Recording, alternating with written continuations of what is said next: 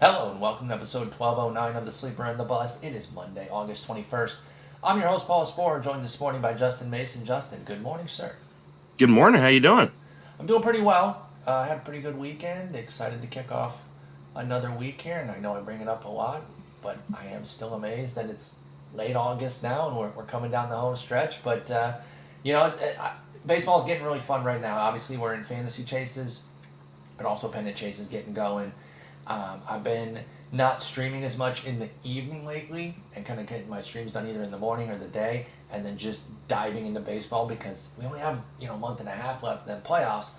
I don't want to bypass too many of these days when I can watch, 5, 6, 7 games at a time. So I've been really enjoying that and did a lot of that this weekend. How about you? How was your weekend?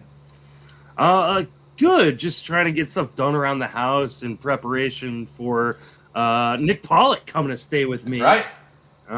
So trying to get the house clean and get shit done. So I don't have to do as much this weekend. We're taking a group to the Giants game on Friday. So if you are in the San Francisco Bay Area and want to go see the Giants and the Braves, and I think it's Logan Webb versus Spencer Strider. It's like they knew pitcher list was coming to San Francisco. Isn't it nice when a plan comes together? Wow. Mm-hmm. We're going to have a big group of people in the industry, including Sammy Reed and Doug Thorburn. Oh, my God. Nick Pollock, myself, Bubba Entrikin. I was going to say, is Bubba going to be there? Yeah, it's going to be a lot of fun sitting over kind of left field-ish in the foul territory. So let me check flights to San Francisco. Yeah, exactly. It's going to be an absolute blast. It's kind of like a little Arizona Fall League pregame type. Exactly. Thing. So it's going to be a lot of fun. So if you're in the area and you want to go to the game, definitely hit me up on Twitter at Justin Mason FWFB. I'll let you know where we're at so you can come by and say hi to everybody that's going to be there. Of course, Danielle's going to be there, and that's who everybody wants to talk to. Yeah, that was a lock there, right? Like we knew that was happening.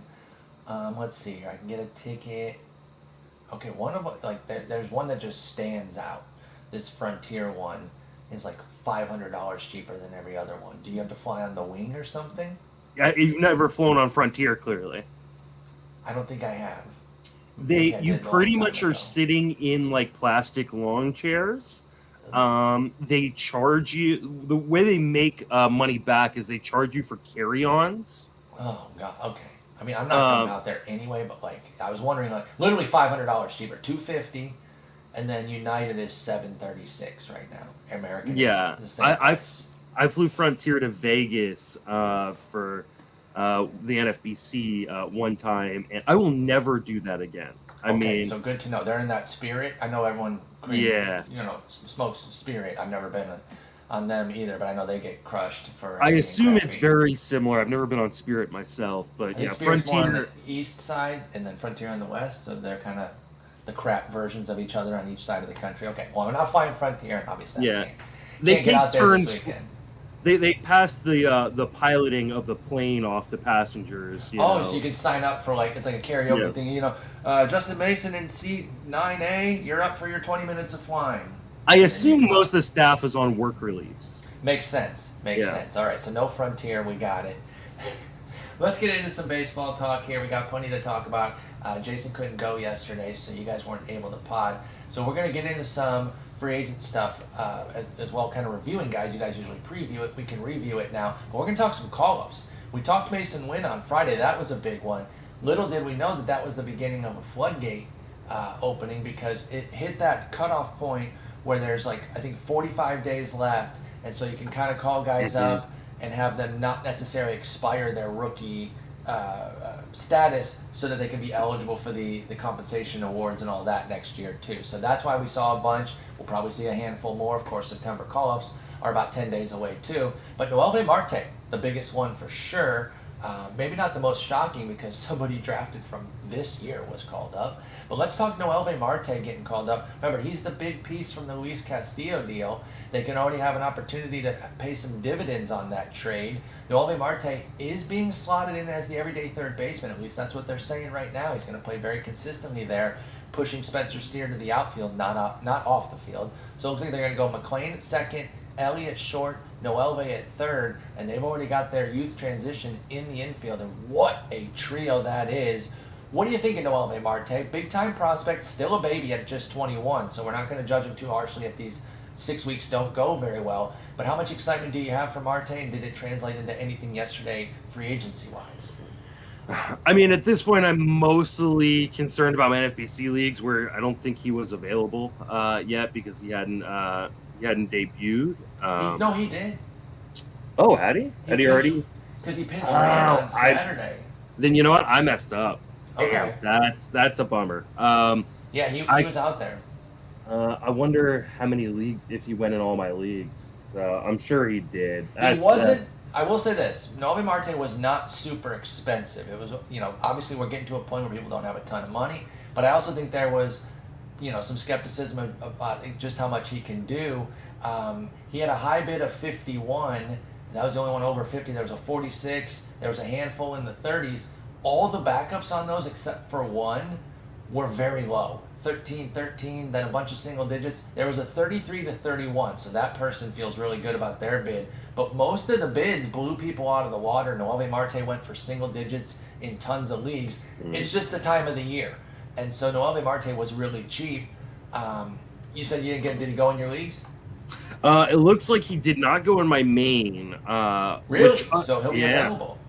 Yeah, which is unfortunate for me because while I could use his speed, I don't need a middle infielder. I'm like literally like using a middle infielder at my util, and I've got middle infielders on my bench. Like I have no room for a middle infielder, which is a little bit of a bummer. And the reason why I didn't even bid on Mason Win in my main. So you're one of 3 leagues where he didn't go, by the way. I'll just point that out. Oh, wow. 53 main events. Noelvi Marte went in 50 of them. Or excuse me.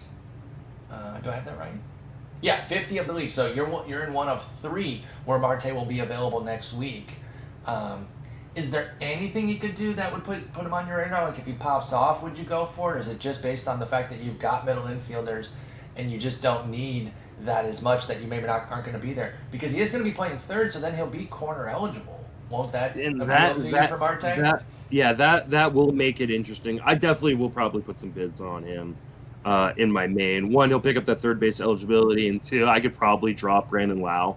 And while Lau is, I think, a more complete player at this point in both of their careers, for sure, I don't need power. So, and I mean, this is the time of year where you got to make kind of the cuts where it go like, hey, this isn't a guy I necessarily think belongs on the waiver wire in a 15-team league, but I don't need what he offers. And you're hitting on such a remarkably important point, Justin.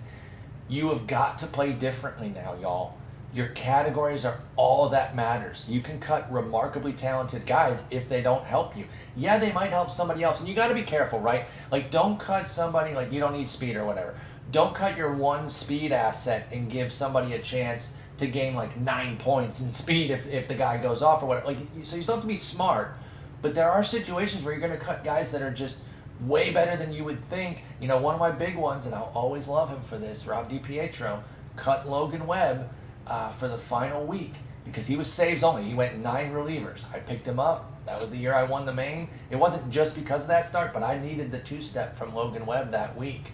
And again, that's final week. That's a bit different. But even right now, like, I made the decision this week. I'm done with steals. I'm just not gaining ground. In fact, I've gone the other way. I'm now in last. So I'm done. I'm done chasing that. So if I had anybody speedy, like if Samad Taylor had actually been running the way I'd hoped, I cut him. And I would have cut him unless he'd had crazy steals. So you have to make decisions like that. So I love that you brought up that point. You wouldn't normally cut Brandon Lau, but if you don't need his power and his batting average is draining you, then what good is he doing for you? So that's a great point that you hit on there, and it is a way different way to play down the stretch here, and you have to be open to cutting those guys. Yeah, absolutely. And it's hard, right now, nobody has Fab. Well, if you have Fab, you're a coward, and this is why. Yeah. Let's see. I see a sign. It says Fab is for cowards. I was curious about that, and I wanted to ask about it on the show. So what's up with that? if you have Fab right now, you have been a coward at some point during the season. So I agree with that. Yes, that point makes sense. Yeah, I'm not saying like doing Fab is for coward, but having Fab at this point in the season means you have been a coward. And there were a few people in my main event who still have $200-something. We got all that money for. Now, I will allow an exception for, listen, people's lives. We don't know what's ever going on in them. That's why I'll never begrudge somebody that pops up out of nowhere with all their money and spends. I don't know what their summer was like, right? Like, things happen with people, and if life got in the way and you couldn't be bidding, if you've got the money, like, basically my main point is if the last place team is bidding $800 on Noelvi Marte, I'm not somebody who complains about that. I do agree with you, though, that if you've been active all year and you've been playing and you still have like $300, you've been sitting on your hands too much. Yeah, absolutely. I mean, the person who's got $282, my main, is a famous actor, which, like, I go, okay, well, maybe he's doing stuff like could be on set, could be doing stuff that. But not he can't be because there's a there's a strike. And there's an actor strike going on right now. So he ain't doing nothing right now. You're right. Except for hoarding Fab. And so, I mean, there's no way he listens to this. So that's so funny, though. But yeah, and I love him as an actor, so I'm not gonna like totally thrash him. But and like we never know too, right? Could be a lot of second place, third place bids, right? So you just got to be. You're memeing with the Fab is for cowards, but I agree. It's like if you have a ton of money, you either have a really good team hasn't needed big things, or you've been sitting on your hands and being a little too cautious with things. Obviously, neither of us are in that position. We've been spending Noelvi Marte. What about Nolan Schanuel, by the way, not Schanuel, Schanuel. Oh, Schanuel, all right. Yep, watched his debut, actually specifically for that. Plus, Rays Angels was a pretty appealing game. But yeah, Matt Vasgersian, Schanuel. So Nolan Schanuel comes up, and this is the big surprise, right? Noelvi Marte got some, eyebrows raised, like, oh, okay, they're calling him up. Nolan Schanuel was drafted 5 minutes ago. Like, he was literally drafted 6 weeks this year, ago. Justin. Yeah. And honestly, like, if he was drafted out of LSU, that's basically AAA, with the SEC baseball. But he's from Florida Atlantic, and I don't say that to dog on Florida Atlantic, but I know Conference USA is like a solid baseball. Like, they've got some good stuff. But you don't normally expect somebody not from a power conference team to get to the majors this quickly. This has become a trend with the Angels, though, and I know they were catching some flack for this. People are like, why are they calling them up? They're so stupid. I think that they've shown an affinity for identifying the MLB-ready talent. Zach Neto was a surprise call-up, and he's held his own outside of the injuries. Reed Detmers, Chase Silseth are two big, quick call-ups that have mostly succeeded. They've had their occasional blow-ups. In fact, each of them got blown up in their last start this past week, but for the most part, they've been good.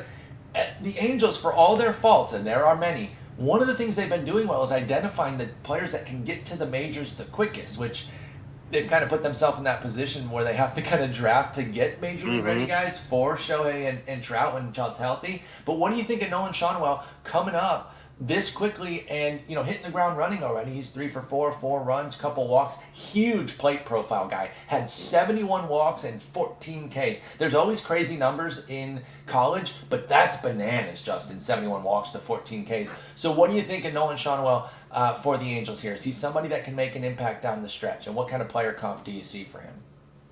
I mean, he's so young and raw. I mean, we're talking about a guy who hasn't even had 100 plate appearances in the minors, like in total. Like he had 12 plate appearances in complex league, 9 plate appearances at single A, 75 plate appearances at double A. Wow. Held his own in all the places. All three. I mean, yep. Yeah, I mean, double A where he had the most amount of plate appearances, walked 21% of the time, struck out 12% of the time, hit .339.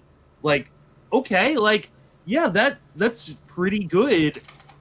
It's like baseball is so hard, and the major leagues is such a jump up from double A. And I mean, he was literally playing college baseball a few months ago. I just can't imagine he's going to have like a massive impact for fantasy down the stretch. I got a question for you, though, because I got this question in the Sleeper in the Bus Discord. Should he be eligible to be picked up in dynasty leagues, where typically these guys are reserved for first-year Yes, player drafts? absolutely. Okay, He's in the majors. I said no. How come? Just because? Because these are players that are supposed to be in the draft for But doesn't people. making it to the majors cancel that? I don't think so. I would think it should. I would absolutely vote availability for Nolan Schanuel. See, I disagree. That is an interesting thing. Now, you have more dynasty experience, so I will defer to you here if this is something, we just don't have precedent, right? Like, the last guy I can think of that was called up this quickly was Brandon Finnegan, and it wasn't, I don't think he was as, like, outwardly fantasy relevant. The only fantasy relevant guy that I can think of that this happened to was Chris Sale. When he came up and he was a reliever off rip. And I remember getting him for $1 in Fab in a AL only keeper league, and then trading him away for JD Drew the next year and regretting that for like the next 6 years. I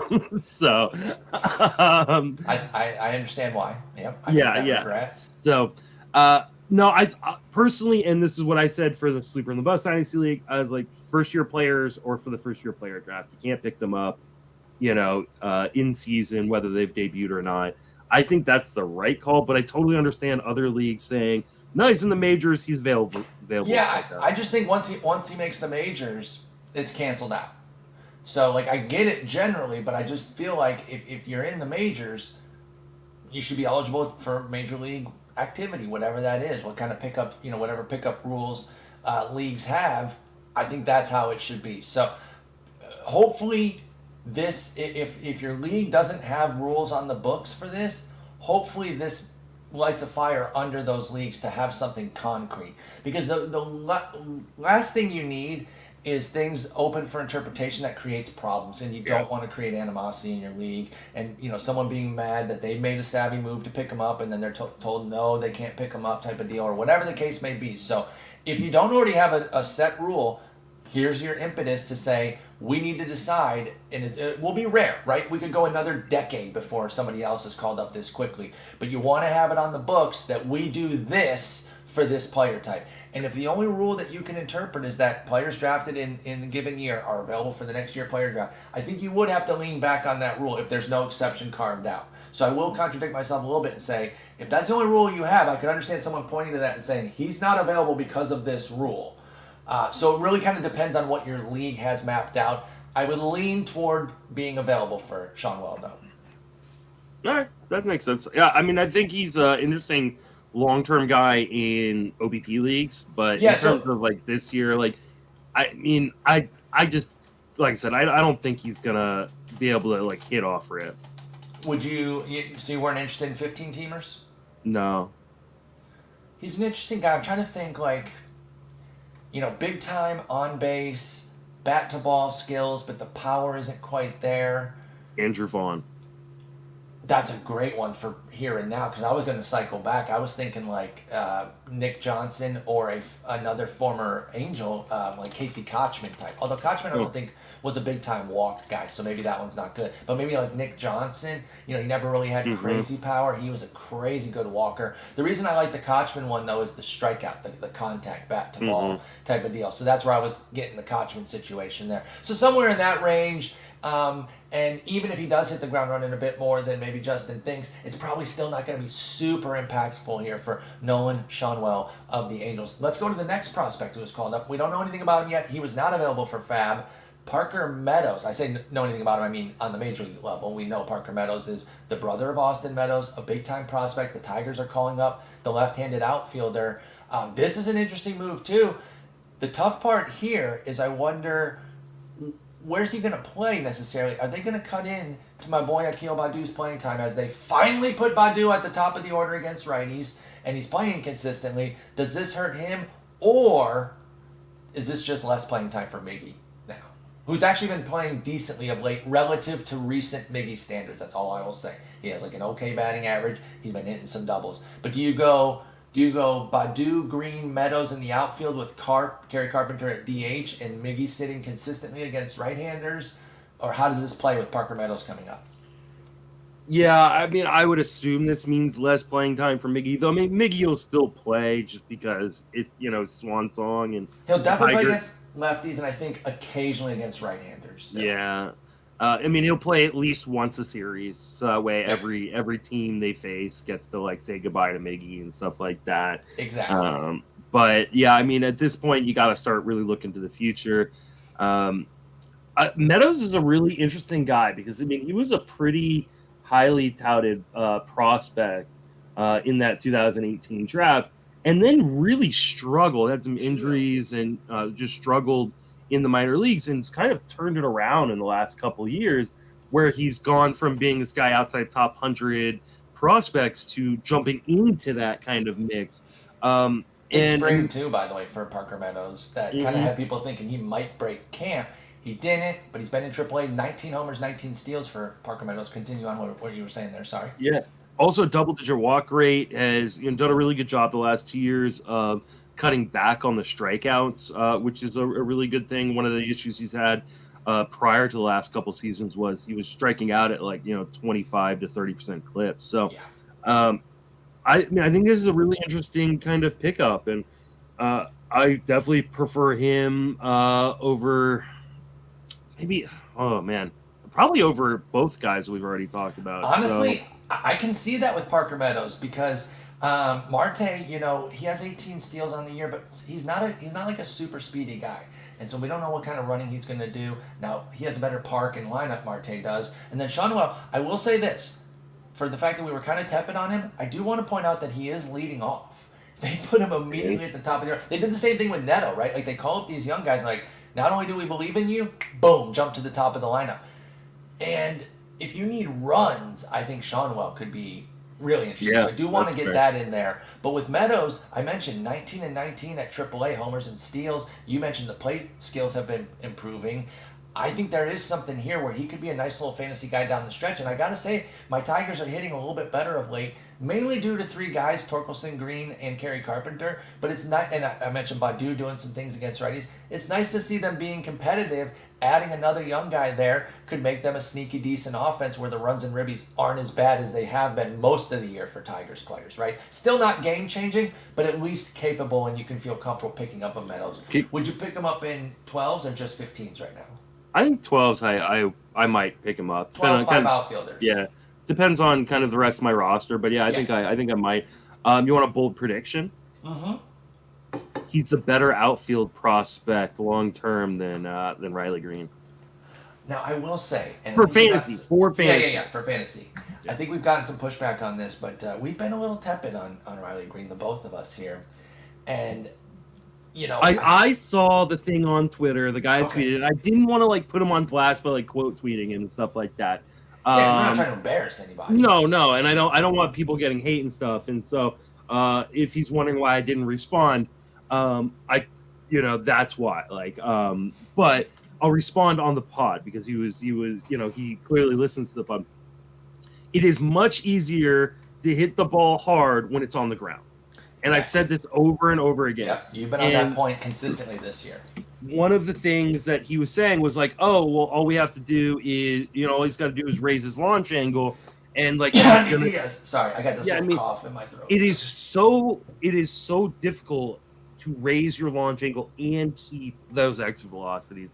I just don't buy that in that park, especially that Riley Greene's going to be able to do that in the immediate future. And so, rest of the way into next season, I'm not going to project him to make that kind of change unless we see something in the profile that says, oh, he is raising that launch angle and he's not losing the bat speed. So while I understand, the kind of the argument that, hey, he's prospect, he's still young, he's still developing. I completely agree with all those things. It doesn't mean that he is going to continue to develop in the way that we want him to as a fantasy game. Fantasy manager is why I think Riley Greene is a better real life player than a fantasy player. Yeah, I think that's completely fair. And like I said, as the resident Tigers fan here, I myself have been a little more cool on Riley Greene's fantasy prospects than I think kind of the industry in general and a lot of folks who believe in him. And I keep looking at that strikeout rate, and I'm like, I was hearing the early career Michael Brantley comps when he was coming up. and I'm just not seeing that sort of bat to ball consistently. Yeah. So honestly, if he is going to hit the ball on the ground and that's where he's going to get a lot of his hard contact, I'd like to see a more bankable batting average. I love the 303 right now, but it comes with a 407 BABIP and a 28% K rate. That makes me a little skeptical on Greene. So I hear what you're saying about being higher on Meadows just as a fantasy player right now because he has that power speed. Because we also only have 6 steals from Riley Greene. He's very selective. He's 6 for 6, which is great, but that's not moving the needle as much these days, especially with steals being way up. So Parker Meadows, in the NFBC, you get a week to look at him because he wasn't available yesterday. He hasn't actually debuted. And at other leagues, you can pick him up now. I would take a shot. Any 5 outfielder format for 12-team or deeper, if you need an outfielder, I think he's as viable as pretty much anybody else you're going to find on the wire. So it's that classic in a 12-teamer. There's one team that probably should have Meadows. It might not be your team, so it really does depend on who you're cutting. And if you have a question about that, you can either get in Justin's chat if you're listening. Well, no, the chat will be over by the time you listen to this. Sorry. Yeah. You can hit us on Twitter or in the comments of this of the post on Fangraphs. Let's move on to your team, right? I put our 2 call-ups back to back here. The Giants calling up Kyle Harrison, big-time live arm, another guy who threatened to maybe break camp in spring. There was talk, could Kyle Harrison get this done? Not quite, and then he kind of languished a bit in the minors this year with the control issues that he's had throughout most of his career, really amping up a 16% walk rate, but a 36% K rate. So there's still a lot of good there, but the command and control is an issue. Will they be able to rein it in enough for Kyle Harrison to be a fantasy a fantasy impact this year in deeper leagues? What do you think of Kyle Harrison coming up? I don't think he's ready. Like this has branded fat written all over it with control and command issues. Now he has looked better in some of his more recent starts. You're talking about Fought, right? Yeah, he put up 7. Oh, and Harrison. Okay, but yeah, I was actually talking about Harrison. Yeah. Sorry, so Fought, I should point out, also kind of gotten going. He threw 7 no-hit innings against the Padres last time out. But your point about the command and control being a problem, what that usually translates to is walks and homers, and that's multi-run homers at that point. So talk to us about Harrison. You said he's been playing a little bit better lately. Does that give you enough confidence to maybe go for him in anything? Or no. Okay. One, even with like the last 2 outings being walk-free in AAA, like he still gave up a 3-run home run in his last outing.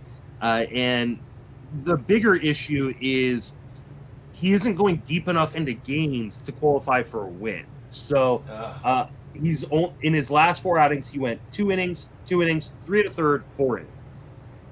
Now maybe they could try to stretch it up to 5, but there could be a lot of damage to your area whip if they do. I mean, this is a guy who clearly hasn't been able to turn over lineups, and may not even be stretched out. And so now you're talking about a guy that could potentially go 3 innings or 4 innings and walk 3 or 4, which he's done on numerous occasions this year.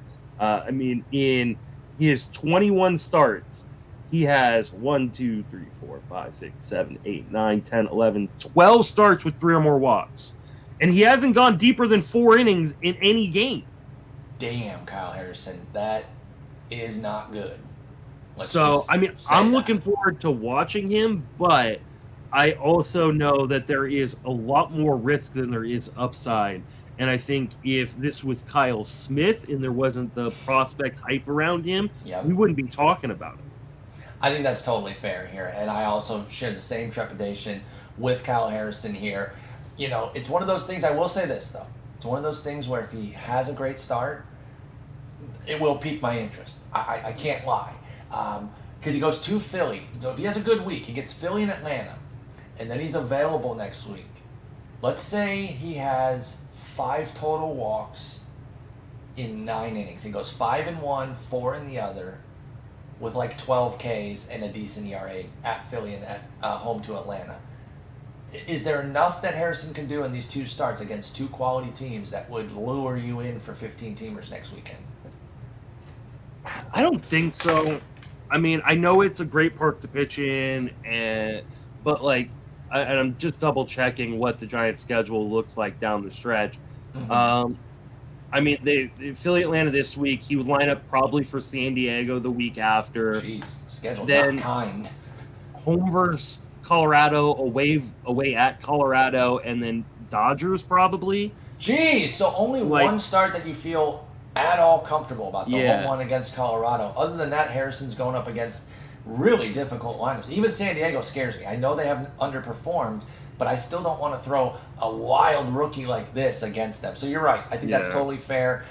If he does do well here, and it's not like, I guess the only way would be if like he walked nobody, which I don't see happening. Like he'd have to be somebody who Kyle Harrison just simply has not been. So I think that's totally fair to have a lot of caution with him.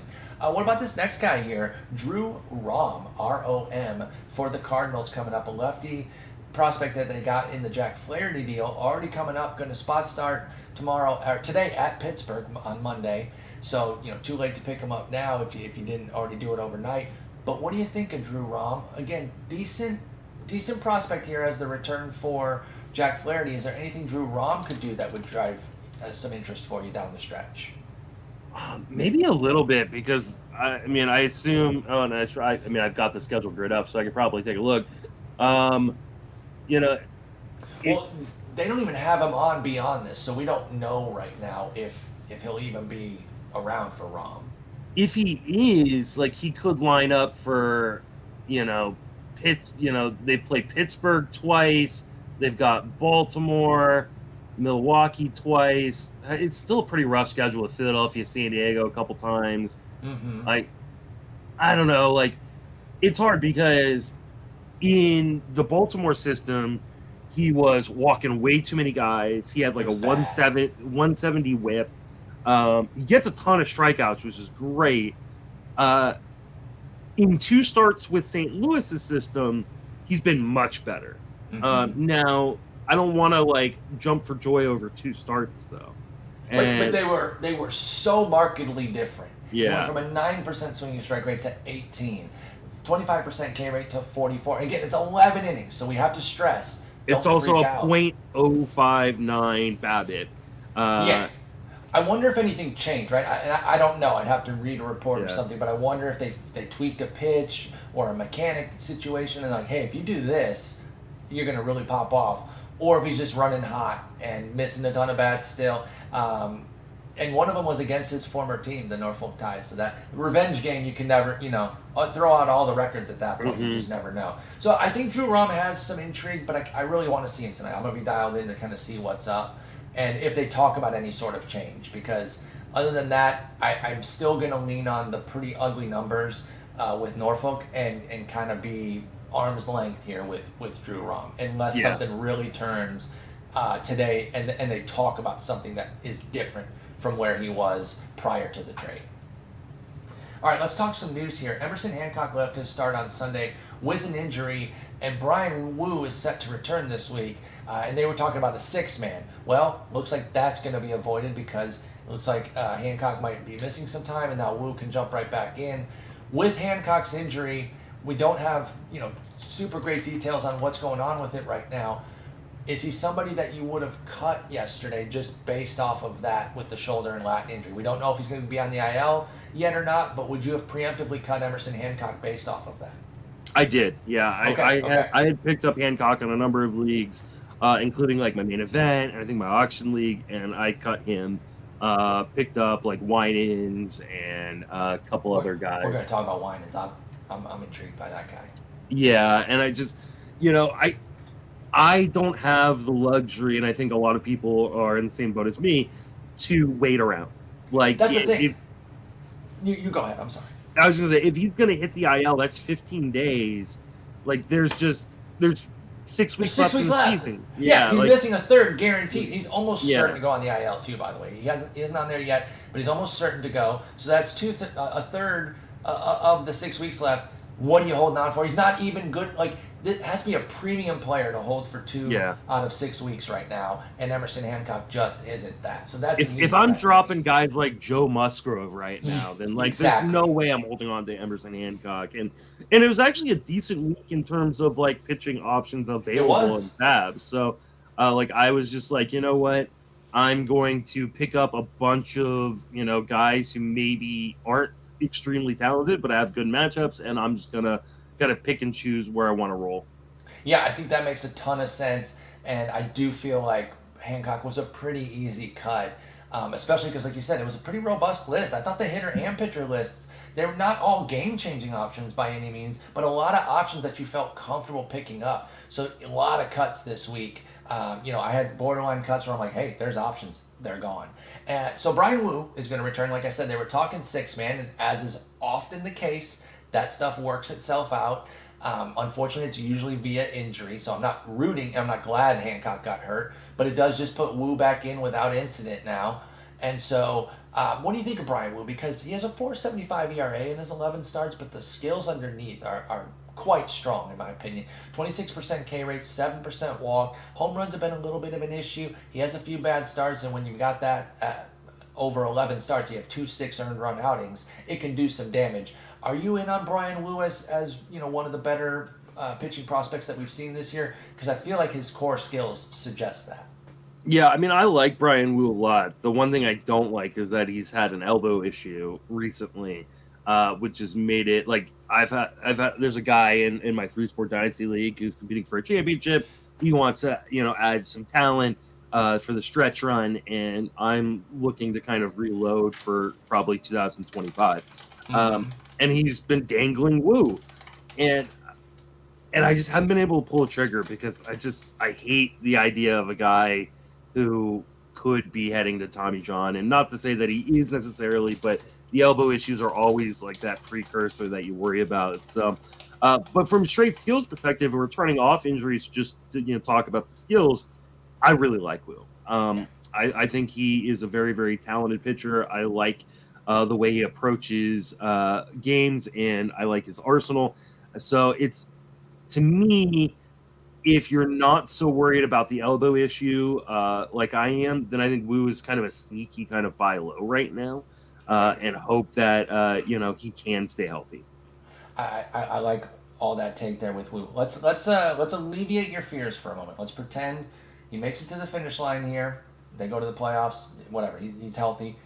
Shows no instance of the elbow cropping back up or whatever. In fact, pitches very well.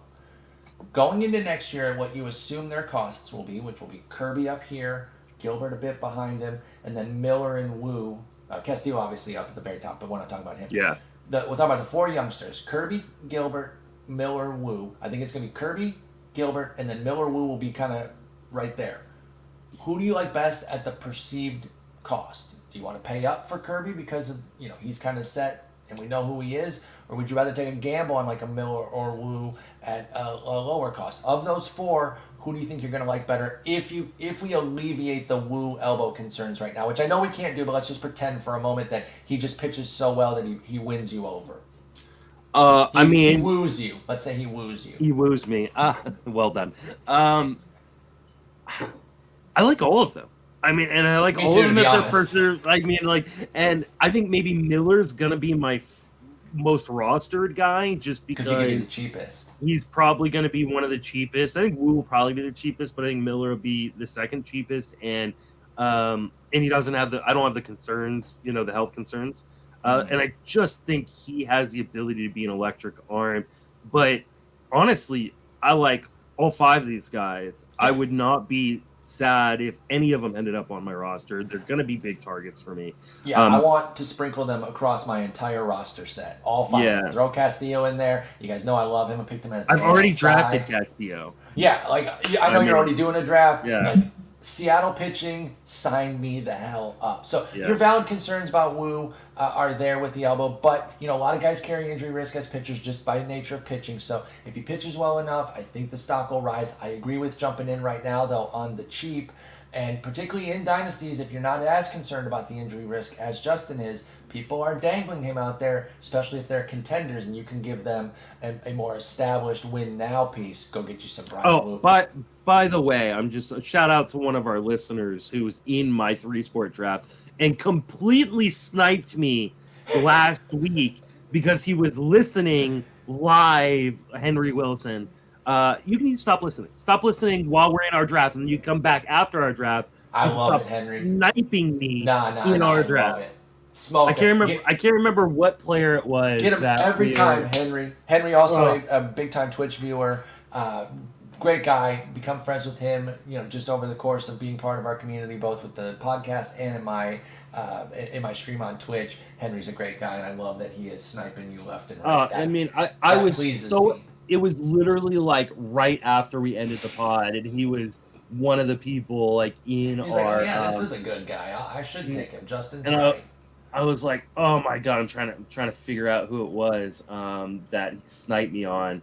In a way, as you're looking that up. Oh, it was Bobby Miller. It was Bobby Miller. So I was about ready to take him, and and we were talking about just like how he was one of my favorite guys out of the rookie class of pitchers, and he was like, "Well, I can't let Justin get him," and so he freaking sniped me. We've been drafting on opposite ends, but he's like, "I'm not." That's beautiful. Not letting this guy get back to Justin. Isn't it, in a way, a compliment, though, that he respects your opinions that much, that he's like, I agree with Justin. It's a compliment.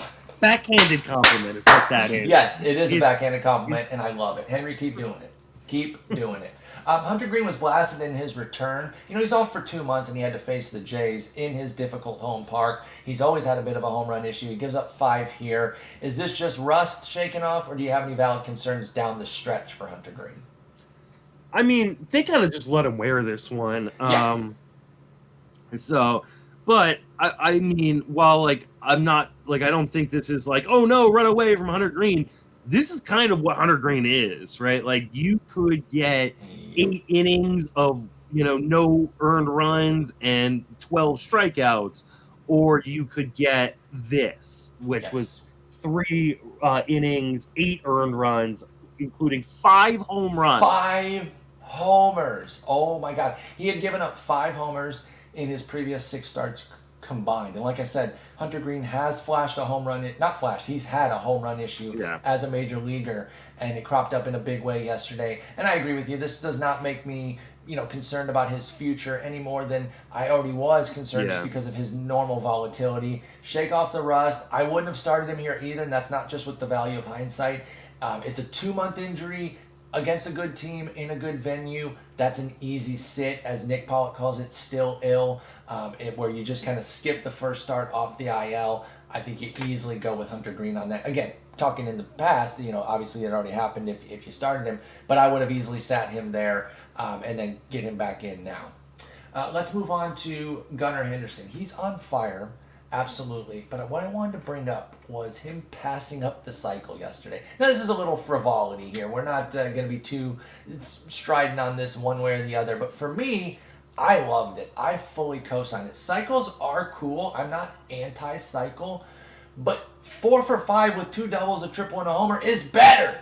Just because the cycle has a name, I'm fine bypassing that. His teammates were razzing him. Some people took it way too seriously on Twitter. Well, nothing new there. But what did you think about Gunnar Henderson saying, I don't need no stinking cycle. Let me get a double because that's a better day? I mean... They were at 10-1, by the way. I should point out. So he could have easily stopped. It wouldn't have hurt the team or anything. So it was his choice fully. And he said, no, I hit it down the line. I'm going for 2. I mean, there's a couple ways to look at this. One, like you said, they were up a ton. They didn't need him to, push it to, he could have just taken the first accolades.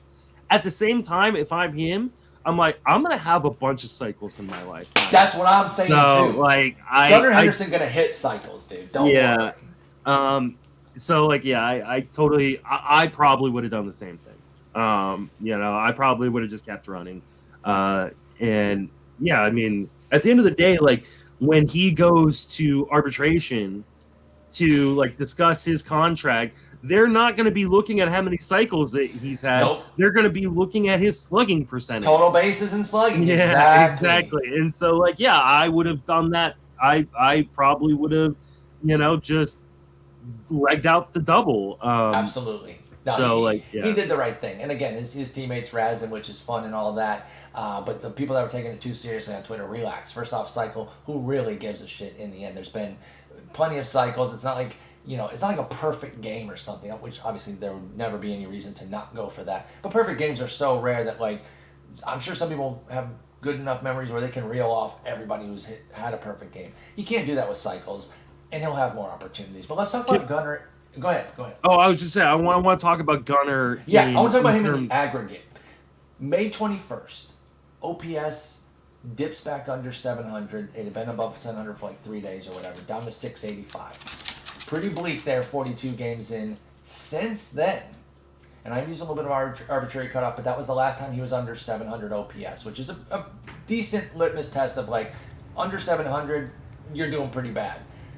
And there was probably talk of like, hey, cut Gunnar. Now, I wasn't a Gunnar guy, but at that point, I was saying, if you drafted him, you still need to stick with him because you believed in him enough to draft him as a 6th, 7th, 8th rounder.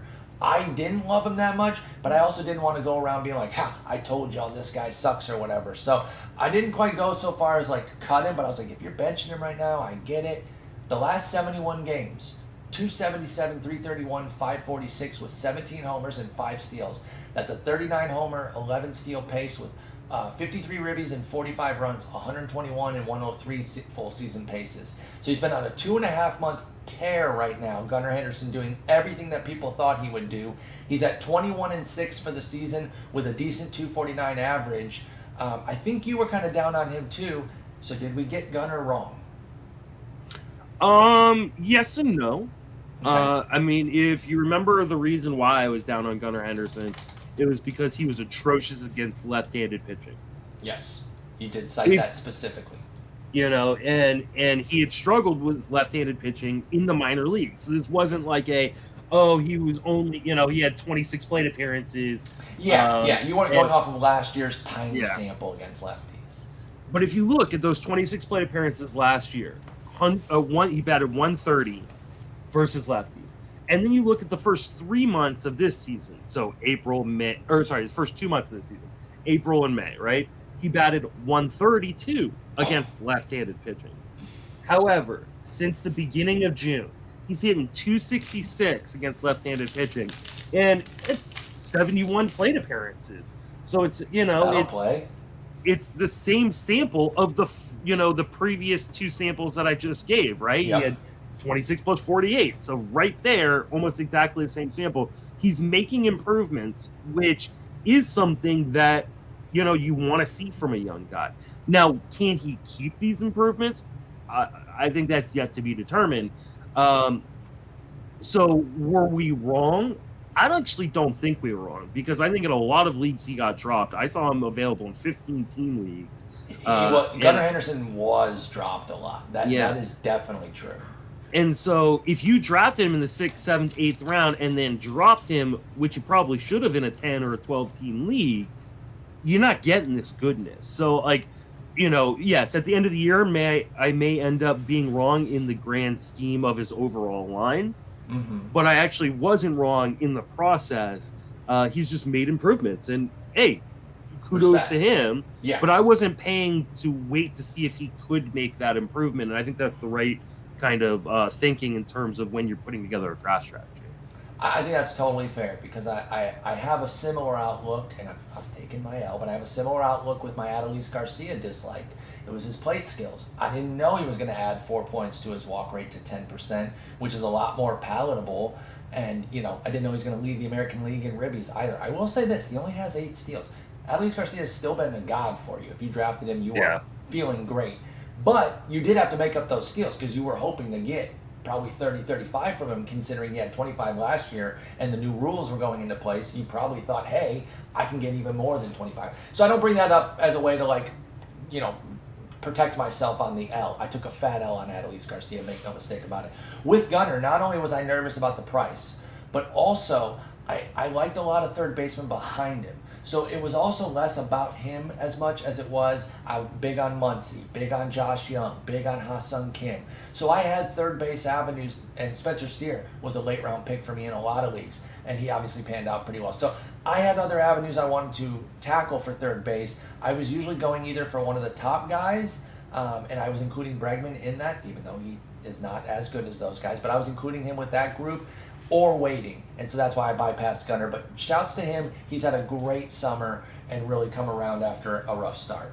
Let's talk some waiver review here, and I just want to get your thoughts on some of these guys, where they're at, where you might have picked them up if you did, and what you think their short-term appeal is like. Let's talk Stone Garrett. First off, kick-ass name, that just sounds like a badass. Yeah. And right now, Stone Garrett is playing like a badass. 275, 347, 467 for the season with 9 homers and 3 steals. of late in particular, Garrett's been really hitting well, and the biggest change for him this year is a nice 780 OPS against righties. Now that's not eye-popping, but one of the issues with Garrett is that he was a short side platoon guy, and it was like, is he going to play enough? What's going on? Arizona didn't even want him. I know Arizona has 52,000 outfielders, but I'm still kind of surprised that they just let Stone Garrett go. I would have thought that he had enough appeal to maybe get something for him, but they let him go to Washington for free, and he's been really nice. He was a hot pickup this week. I actually ended up getting him in the main for $12. What do you think of Stone Garrett with his 936 OPS in the second half so far?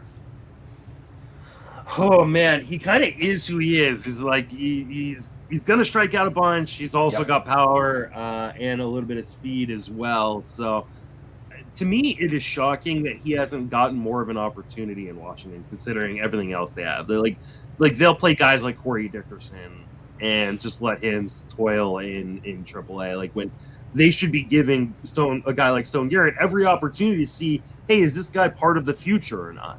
I think they're finally committing to that, though. Yeah. These last few weeks, they're like, they've had 4 lefties, but he's started against all the righties. He's on a 9-game start streak. So at least it seems like they're finally realizing that, hey, we should just play this guy every day because he is relatively young. I think he's 27, and we got to see if we got another Lane Thomas here or not.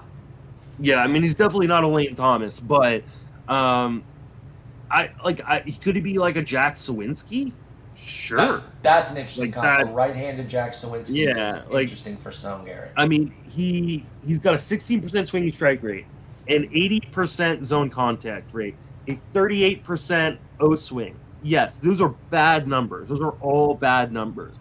However, he swings a lot, and if you swing a lot and you make contact 80% of the time, there are going to be some balls going places. Do some damage.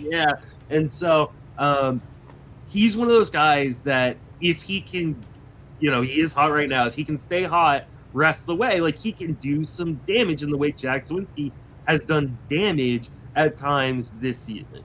He could also go ice cold tomorrow and be worthless. So that's a great way to put it. Stone Garrett, he is who we thought he was, Dennis Green style here. He hasn't really changed, but you're riding the heater. That's why I felt fine with $12. If he flops, even though $12 is a decent chunk of my money left, it's still $12. If he flops, I move on. So I have no problem with that. Logan O'Hoppe is back. I think we did talk about this, or we at least acknowledged that he was on his way back a couple episodes ago. He is officially back. Remember, when he first went out, they were thinking maybe season ending here. So I do wonder if, because he's coming back from a severe injury, if that puts a little bit of a downer on your expectations for O'Hoppe. I love him for the future, but what about for the short term here down the 6-week stretch? Is there enough from O'Hoppe that you think he was worth going out and getting in 2-catcher formats? And what about 1-catcher as well? I don't know about in 1-catcher, but in 2-catcher formats, I think so. Like I mean, like right now, like I'm rostering Luis Campusano, as my second catcher, and other just random fake pickups. Yeah, fake generated names and stuff. So like take the shot. I think O'Hoppe is gonna play pretty regularly in Los Angeles. There's no reason for them not to just let him be the guy moving forward. So I don't know what you're going to necessarily get from him, if his power is going to be a little bit sapped coming off the injury. But, I mean, if you have just been rifling through catcher 2 situations and never landed on a guy that was actually pretty good, then I think you could do much worse than Logan O'Hoppe. Yeah, I think that's totally the right way to put it. I believe it was a shoulder injury for O'Hoppe, and that's why we're not entirely sure what it's going to bring, but he's back. They think it's good enough for him to play, so I would have gotten him in any 2-catcher formats where I needed a second catcher there. Nelson Velasquez, you might remember him from us talking him up a few years ago on the heels of the Arizona Fall League, where he was blasting the ball, and he showed off his power. That was as a Cub. He is now a Royal, and he's brought some of that power to the majors. This was a trade at the deadline for Jose Cuas. And so Royals, despite having a million outfielders, first off, he's more of a DH anyway, but despite having guys like that, they said, hey, we've got room for a power guy like this. He's ripped 4 homers in 9 games with KC. He has 7 on the year in 62 plate appearances. So again, that raw power is readily evident with Nelson Velasquez. Was he on your radar this weekend, Nelson Velasquez in KC? Yeah, he definitely was. Unfortunately, I don't believe I got him anywhere. So, uh, I mean, I think he just got opportunity in Kansas City, and so, at this point, opportunity is more important than overall talent. Yeah, it's literally everything right now. So, I took the gamble. I didn't get him, and I don't believe I got him anywhere. But I think he's going to play every day. There's some pop in there, and maybe he can have a hot 6 weeks, and he's gonna, like I said, gonna get every opportunity by a bad Royals team. As long as it doesn't take away from our boy Edward Olivares, I'm happy. Well, Edward Olivares is in the minors, so it has taken away. Oh shoot, I totally missed him. Yeah, he got sent. I think he might have gotten sent out when Velasquez was called up. So I think it literally did, in fact, hurt him. But Velasquez has that big boy power, so while Kaufman is a difficult place to play for a hitter, I think he has enough power, Velasquez, to overcome that and power through it. So stick with him if you need some pop. Nelson Velasquez, more of a deep league guy, but I think there's some 12s where you could see riding the hot hand and just rolling with it until it dies out. We've been talking about a lot of young players this episode, almost exclusively here, the occasional veteran mixed in. Let's run to the other end of the age spectrum and talk about a 36-year-old Charlie Blackmon, who has put himself back on the radar for folks and had been cut enough, like a ton, to where he was a very popular pickup this week. Remember, he was out for a month plus, so that's part of why he was available. But his first 6 games here in August, 2 homers, 2 triples. Not that triples are a category, but he's blasting the ball. He's hot right now. Is this just a blip, or is Charlie Blackmon healthy and ready to do some damage here? Because even in his bad seasons these last 2 years, he's been like a league average bat. So it's a deep league pickup. Did you have any interest in Charlie Blackmon this weekend? What can he do down the stretch? I mean, here's the thing. The Rockies have a really easy schedule to optimize, even in weekly format. So we talked a lot about in the preseason that the Rockies had this perfect schedule for NFBC where you could get 80 of their home games without taking any of the away games, right? That's right. Because, explain why in the NFBC. Because the Friday switch, just the way their schedule lined up, you could get them out on a Friday if they were going, and they just didn't have, Thursday games where they were still on the road. That's perfect. Or at home and on the road for the other part. So it was actually a perfectly optimized thing to like use these Colorado players. And they've got an even better one where they're only at home, or only all away the rest of the season. So even in weekly leagues, you can optimize. The problem is it is home, away, home, away, home, away, home, away the rest of the season. So you're pretty much only going to get to use him every other week. And how many leagues are you looking for kind of a power-only bat in a bad lineup every other week? So yeah, and only against righties for Blackmon, right? He can't hit lefties for shit. So that's another problem. I don't think that he's going to be viable in a lot of formats, as he clearly rings your bell in order to come beat us up for this this topic. But I mean, you heard that? I thought I muted. I thought I muted perfectly. No. Yeah, I'm going to bring up the next topic, and I'm going to run to let the dogs out. But no, I'm with you. I get why people are going after Blackmon, but I think it's a deep league only play, 5 outfielder, 15-teamer. Don't get too hung up on this. You can maybe run him for like a Band-Aid week, like next week, because it is, like you said, all home. But that one is against Atlanta and Toronto. So it's actually going to be a lot of tough pitchers, even when they are at home. So be careful with that one. This is one, I didn't need catcher. So I wasn't in on O'Hoppe, but I also wasn't in on this guy. If I needed a second catcher, I would have been in on Gabriel Moreno because they got rid of Carson Kelly, who my Tigers picked up, and now it's free and clear for Gabriel Moreno to finally just kind of play every day and see what's up. Is there enough heat here for Gabriel Moreno to be a play? And is it 2 catcher only, or is there any 1 catcher viability now that Carson Kelly's gone, so he's the primary guy? I mean, I don't know that this changes a lot in terms of Paul didn't properly mute, so I apologize. I'll see if I can get that out of post. But I don't know that there's a ton that necessarily changes for Moreno because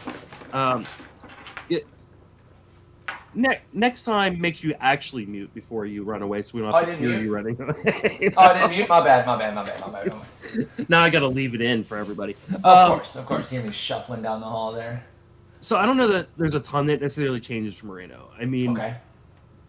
he's pretty much going to get the same amount of playing time he had prior to the injury because they were pretty much playing him over Carson Kelly anyways, and Carson Kelly was injured for most of the season as well. So I think he is viable as a C2, especially if you're looking for a catcher that isn't going to actively hurt your batting average. Yes, that's such a rarity these days. Yeah, and there's so many teams that end up having to roster these guys that are going to hit like 220. Oh, you might get some pop, but you may not need like a ton of pop or a ton of speed from your catcher position. You just may need someone who isn't going to actively destroy your batting average, and I think that is what a guy like Moreno can offer. I don't think there's a ton of power there. I don't think there's a ton of speed. There's a little bit of both, but there is a fair amount of batting average, and that is viable as a C2. Yep. I totally co-signed that there. He's hitting 276, 5 homers, 4 steals for Moreno in 80 games, so you can kind of do the easy double-up extrapolation, a 10-8 type of player. That's a solid little catcher, and I do think he fits specific needs if you're chasing batting average, which, by the way, don't give up on your ratio stats. You can still make big moves.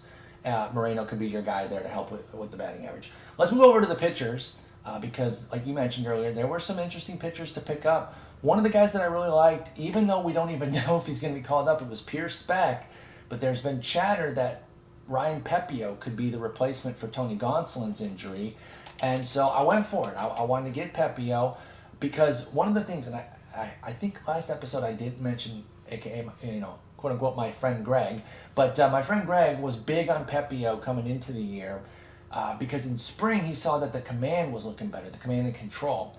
And then I was like, okay, I don't know, man, but he walks everybody. I don't know if I'm going to buy it off of spring.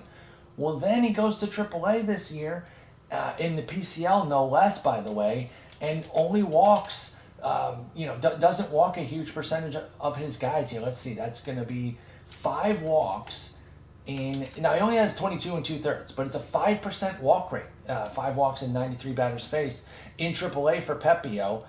So that's another kind of tick mark in the control looking better. It's a very small sample, but we couldn't even see small samples of quality with Pepiot's control. So I think there's something to buy in here where the control has definitely improved.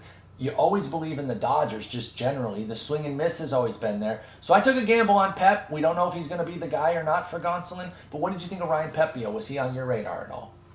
I mean, he got optioned yesterday, so do you think he was up to be the 27th man, and I knew he was going to be optioned back from the doubleheader. But you don't think he could come back up to take Gonsolin's spot permanently? I mean, you don't think it'll be Emmett Sheehan? I think Pepiot's better. I mean, he might be, but I don't know. I think there is a fair amount of risk to the gamble. And even if, let's say, he does take the spot, it's at Boston. Do you really want to mess with that? I mean, I'm not starting him this week. I got him. And it's Atlanta next week, by the way. That's worth pointing out, right? Yeah, sure. And Atlanta next week. So, I mean, at this point, opportunity, like we were just talking about with hitters, and schedule with pitchers, moving forward, I just don't know that there's going to be enough usable spots. The Boston one doesn't scare me that much. If they confirmed him, I have enough starters that I don't have to start Pepiot.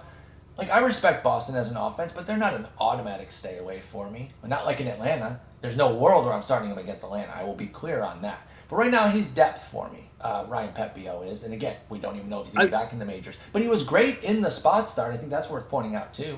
5 innings, 3 hits, 1 run, 1 walk, 5 Ks. And if he does get Atlanta next week, obviously you're not using him there. But the following week, he would potentially line up for a 2-start at Miami, at Washington. Beautiful. That's something I would definitely be interested in. So maybe it is you pick him up, you're not going to use him, and you're just kind of holding on to see if he's going to hold that rotation spot. I think the problem is... It was a stash. Yeah. By the way, but I was very interested. It's just so hard to stash guys right now that I don't know that most people are going to be able to do it.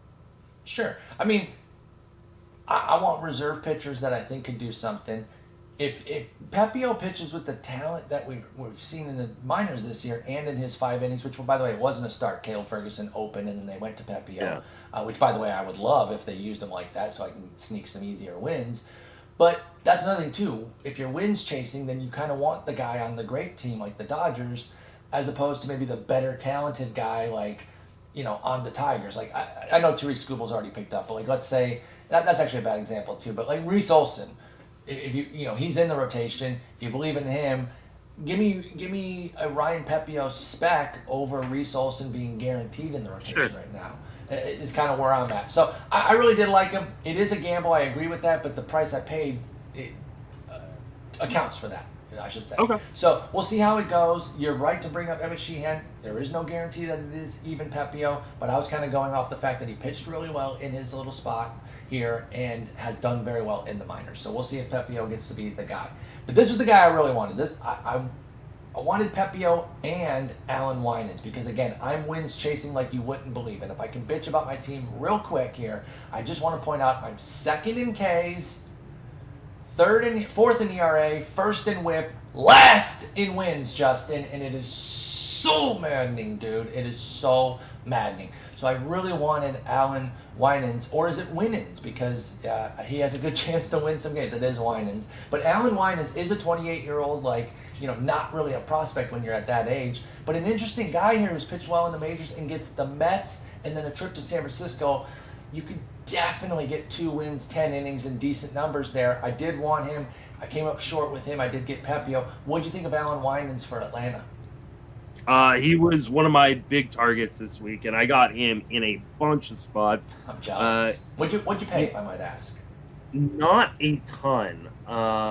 Let's see. I lost 13-11, so it was even to John Posma, one of the greatest. I got him for $7 in my main to $4. I got him for $22 in my auction, $2 with a backup, so that was a little bit of a bummer. But you wanted to secure him, so I don't even blame you. Yeah, and then in my in a couple of my OCs, I got him for like $8-9. I just, but those are big bids in comparatively speaking to the rest of the field, because I've got $35 left in my main event, and I think I've got the 4th most amount of money. There's just nobody has money right now. Yeah. So his high in a main event was $19. Yeah. So that tells you where the money is right now. But he was somebody that people wanted, and if you are wins chasing, you can't get much better than getting an Atlanta guy, and he has pitched pretty well. So and he's going up against the Mets with the potential of a 2-start this week. So. Exactly. So I think you got to go for him, and daily leagues where you can still pick him up. Obviously, you will hear this after this first start, but if he does well tonight, get him for that San Francisco start. I think Allan Winans could be a nice little piece down the stretch here, especially, again, I'm going to reiterate, if you're chasing wins, because he's in Atlanta. Javier Assad for the Cubs has an appealing 2-step based solely on his matchups. It's the Tigers and the Pirates. That's awesome, and it's in both venues, both of which are nice to pitch in. Problem is, Justin, he has a 1% strikeout minus walk rate. I'm barely kidding, by the way. It's 6%. So you have the matchups versus skills situation, and you talked about one of the biggest factors of streaming pitchers down the stretch here is matchup. Were the matchups enough to get Javier Assad on your board, and how do you feel about him this week? Yeah, he was one of my backup bids on Winans, and I did pick him up in a few leagues. Like I said, you're not going to get a ton of strikeouts from him, but the matchups are really, really good. And if you're win-seeking right now, I don't know if there's that many better kind of 2-starts this week in terms of what's available off your wire. So I picked him up in a couple leagues, and now I've got I think in my main or my I got him in my main, dropping Yonny Chirinos, who just bane of my existence. Hate that guy now. Just crushed me on the 2-step. Not great. But now I've got I've got Jesse Schultens, and who's going to start against Oakland. I've got Alex Fado, who's got a 2-step this week, and I got to make a decision on hey, who do I put in there and who don't I? I definitely think I'm probably going to be rolling with Assad though, because the matchups are too good, and I need those wins. He actually didn't get picked up in my main. He was on my list, but I got Pepiot and Zack Thompson, who we're going to bring up next, ahead of him. And I thought, I'm really surprised he didn't go. Just the matchups alone. I get that it's actually 7% strikeout minus walk. I said 6%. But man, those matchups are great, and the Cubs are playing well. So I'm really, really surprised he didn't go. The interesting thing is, though, is if he does well in this two-step, he gets at Cincinnati next week. So I don't think that's going to encourage anybody to turn around and pick him up. Yeah. So, all right. Zack Thompson for the Cards, doing anything for you? No. Well, obviously I disagree because I did pick him up. It's a trip to Philly and then San Diego the following week. It's not great, but he is bench depth, and that's really the main reason I picked him up. He was $4, nothing too crazy. What about Hyun-Jin Ryu?